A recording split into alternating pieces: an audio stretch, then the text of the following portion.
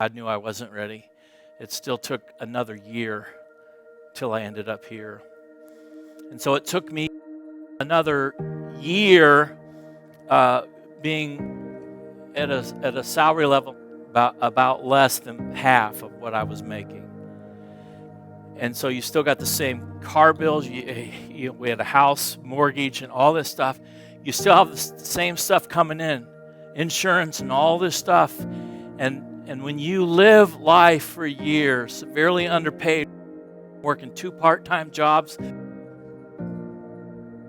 just to try to make it, what that does and what 2020 will do for you is that someday you'll look back and you'll say, but God got me through it. It wasn't easy. I was scared. And there were times I cried about it.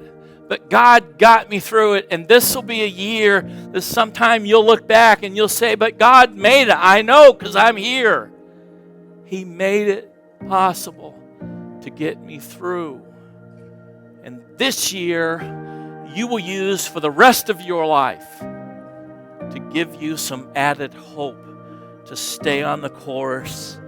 And for me, I had miracles. Denise and I saw miracles. See, normally what we do is we live within a certain safe zone to where we really don't see miracles that much because we try to live to where we always have just enough in case. So when you now live where there is no buffer anymore, it's like living in a third world country. You see miracles happen more. And I'm telling you, Denise and I saw miracles that are kind of once in a lifetime miracles that I could tell you that you would just say, oh man, I can't believe that. But we saw them in that year's time because we were living on the edge.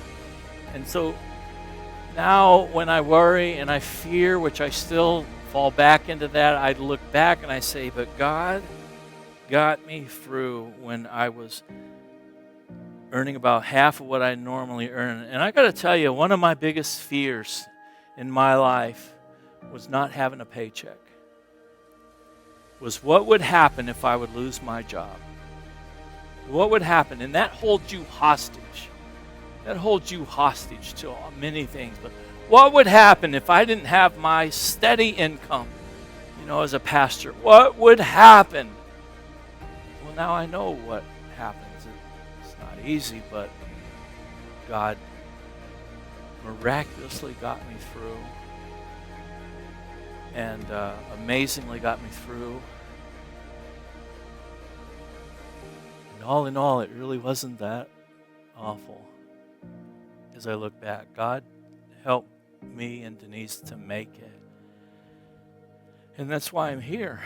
And that's why I'm able to tell you some of these things with conviction. I couldn't have preached this passage with conviction in, 15 years ago. I preach it with conviction now. I tell you that what you're going through is going to develop perseverance in you, and it's going to give you a more Christ-like nature, and it's going to give you more hope later on if you will decide to go on.